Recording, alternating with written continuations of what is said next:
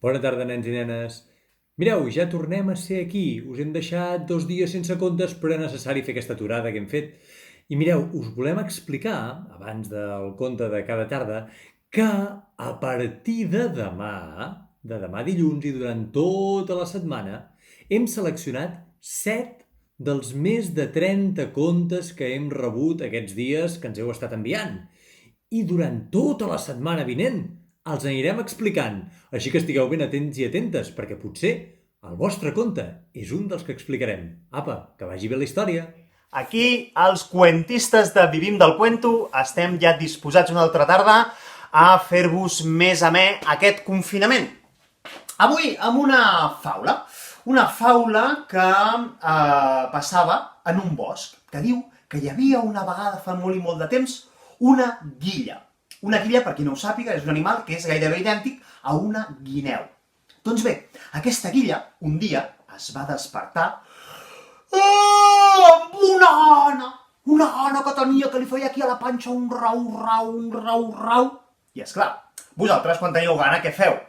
Si esteu confinats i teniu gana, aneu a la nevera, obriu la nevera i agafeu el primer que trobeu. Que sí? Però les guilles no ho poden fer pas, això.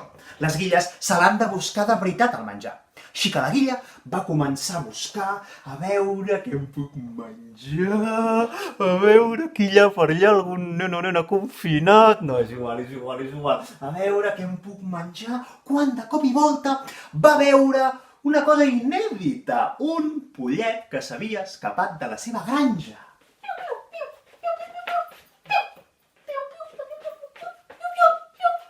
El va observar i li va dir: pollet, amaneix-te, que ara et menjaré!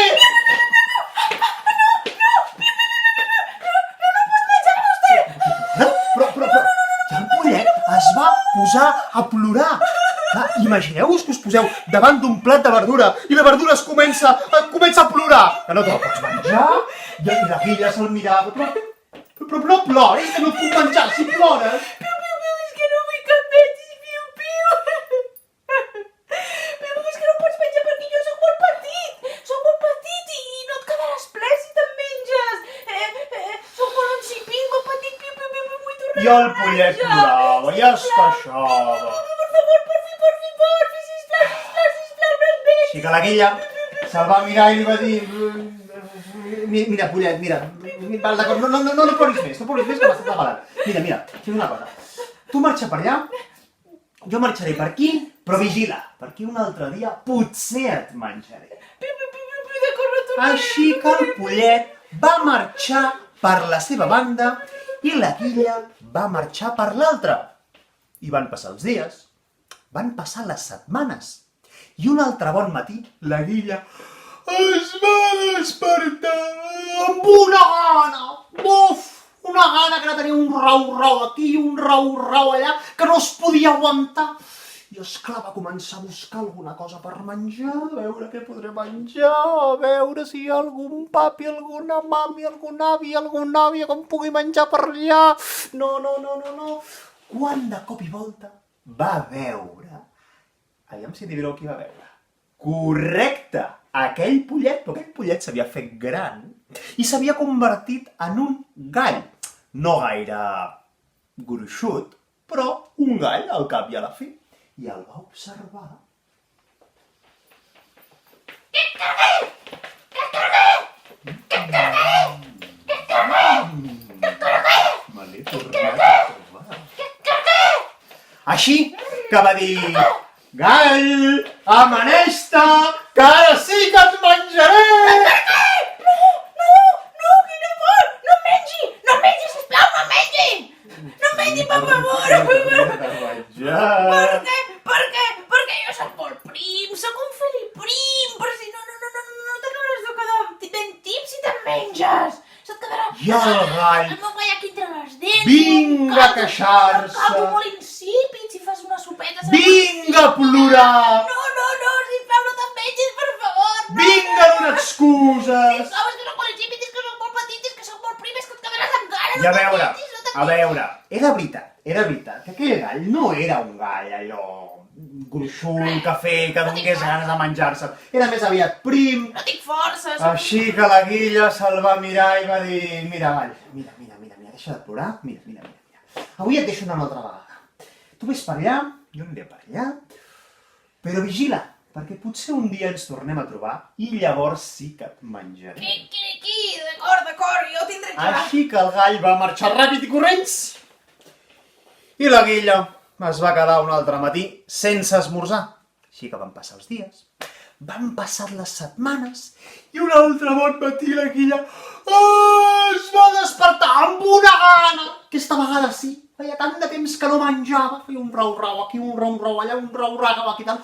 Tota la panxa era un gran rau-rau que es moria de gana. Així que va començar a buscar, a veure què puc menjar, a veure si puc menjar alguna cosa, a veure, aquí hi ha molts mestres de vacances, aviam si me'n puc menjar algun. No.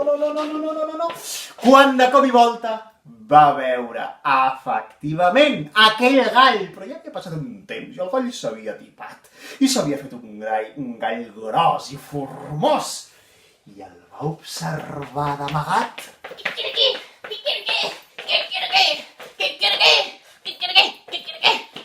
I li va dir: gall, amaneix-te, que ara et menjaré! No te'n mengis, sisplau! No te'n mengis, per favor, no te'n mengis! I el gall una altra vegada es va posar a Per queixar-se. favor, no te'n mengis, si soc molt insípid, encara no he crescut, soc molt prim, soc una mica ranci, no tinc... Començava a plorar, No, sisplau, no te'n mengis, per favor! a donar excuses. Sisplau, és que no has de quedar amb ganes, és que jo soc molt insípid... Però aquella vegada... No soc bo. Aquella vegada aquelles excuses no li servirien, perquè la Guilla va pensar de ser més intel·ligent. No em puc menjar un gall que s'estigui queixant tota l'estona, perquè això no pot ser. I li va dir: escolta, gall, Què? tu saps per què estàs tan prim? Per què? Perquè no ets un gall formós de debò. Per què? Perquè si fossis un gall de debò, sabries cantar amb els ulls tancats. Això està claríssim. Segur que no saps cantar amb els ulls tancats. Oh, què? I tal, com puc fer? A veure, demostra-m'ho. T'ho demostro. I en aquell moment que el gall va tancar els ulls per fer el seu criquí i demostrar-li a la Guilla que era un gall de debò, perquè el gall era molt orgullós, en aquell moment la Guilla va fer un... Am! I sabeu què? Que la Guilla el va agafar, aprofitant que tenia els ulls tancats entre les seves dents, i se'l va emportar. I en aquell moment, el gall, al veure's dintre de la boca de la Guilla, va començar a cridar. Ajuda, sisplau, que algú m'ajudi, què? I aquells crits van arribar a les orelles, a la granja, de les gallines. I les gallines totes van obrir els ulls i es van adonar que algú s'estava emportant el seu únic gall, cosa que no podia ser. Així que totes van sortir ràpid i corrents perseguint aquella Guilla, fent un quiqui amb els seus i amb els seus becs punxeguts. I quan la Guilla va veure tota aquella munió de gallines disposades a picar-lo, li va agafar una por, li va agafar un cangueli que li va dir en el gall: gall, digue'ls que era una broma, que jo no et volia menjar, que estàvem jugant a fet i amagar i prou.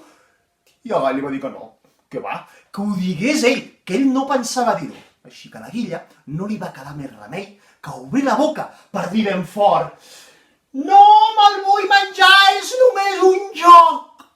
I en aquell moment en què va obrir la boca per cridar allò, el gall va agafar i va marxar de la boca de la Guilla.